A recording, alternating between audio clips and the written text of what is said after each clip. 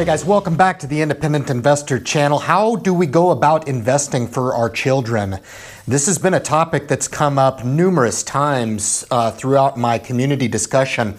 And on this particular show, I'm going to actually address what I think is one of the best options that you could possibly pursue when you're looking to safeguard some money for our kids. There is actually no age limit to this particular account that you can invest in for your children, and I thought that I would put this out there for you guys, especially for my subscribers. If anybody out there is watching and they are a caretaker of a younger child and are looking for specific options to look at getting some dollars invested for them specifically. Guys, if it's your first time tuning into the Independent Investor channel, subscribe to the channel, all right? Let's get right into it, guys. When I came across this option, it really perked my curiosity. Now, this personally is not something that I invest in. It will be something, however, that I will be starting here in the near to short term. I do have 529 college plans for both of my children that I started when they were very young. But what we're going to be talking about today is called the UTMA, and it's the Uniform Gift to Minors Act, and it's associated with the UTMA, Uniform Transfer to Minors Act. So if you're looking for amplifying information on these two particular options, certainly get in, Google the topic. That's what I did. I Googled it and found all kinds of information. Very, very simple, but kind of in summary, it's really just deemed the grandfather of all college savings accounts. And I think that's an interesting way of putting it. I talk all the time on this channel about the benefits of the Roth IRA. Unfortunately, there has to be some creative making of earned income if you're going to do a Roth IRA for a young child, and that's capped actually at $4,000. I really don't want to get into that too much. I've had a few of my viewing audiences that tune into the channel actually seek out guidance from their accountants and actually get those accounts set up. It is possible. You just have to kind of understand and run down those avenues. But what we're going to be talking about is what basically is the form of a custodial account for your child. There is no age minimum to invest. So you could start these when your children are born and start to kind of grow those assets going forward for your children. Irregardless of how many children you have, start the custodial account specific to each of the children. Because what is going to happen inevitably in that account is when the child reaches what is considered the age of majority. I call it the vesting age, all right? But the age of majority is where the ownership of that custodial account will actually transfer to your child, all right?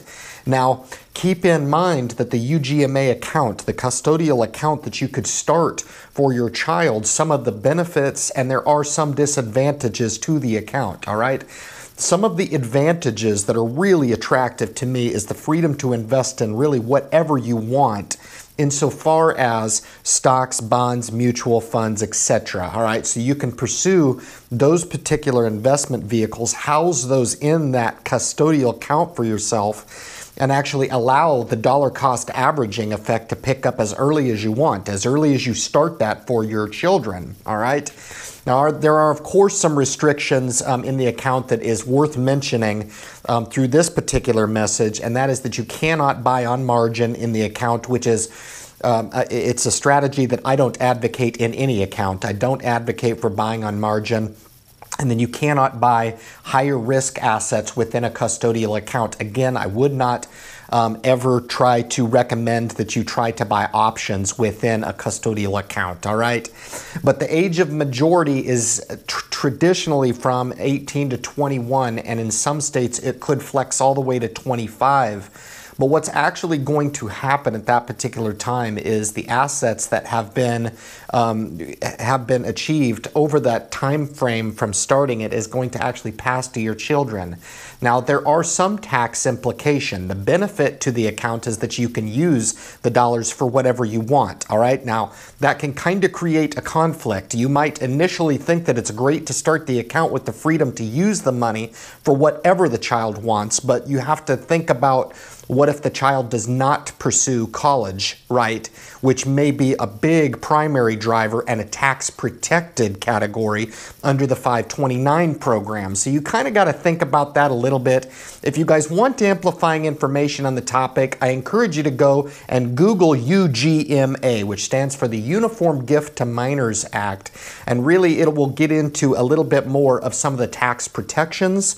It may affect some of the student aid, because if you do have a sizable amount built up in that account, they're not going to give you so much student aid without expecting. The rule is 20% is devoted to that particular college education, which really just makes sense. I think that's a logical and fair expectation of anybody who's built up, you know, an investment portfolio from a very young age, because the child's caretaker, you know, mom, dad, spouse, whatever it may be, has taken those dollars and put them away. There are tax implications as well on the UGMA account, but I think overall this really gives a very, very unique option for those folks who have hit me up and asked me, Ryan, how do I go about investing for my kids? This is really one of the best options that you can look into, guys. Thank you so much for tuning in to the Independent Investor channel. If you haven't subscribed to the channel, subscribe to support the channel. You'll be notified of future videos. If you know anybody out there that can benefit from the information or looking for alternative methods to get their children invested in the stock market early, this is going to be something that I'm personally going to be doing for my children, and it's certainly worth looking into for you guys if you're looking to get some dollars invested for your children earlier on in life. Guys, thank you so much for tuning in. Leave your comments at the bottom of this video if you want to start a community dialogue about some of the pros and cons that you guys have identified with the UGMA or the UTMA program. Guys, thank you so much for tuning in, and good luck in your investment future.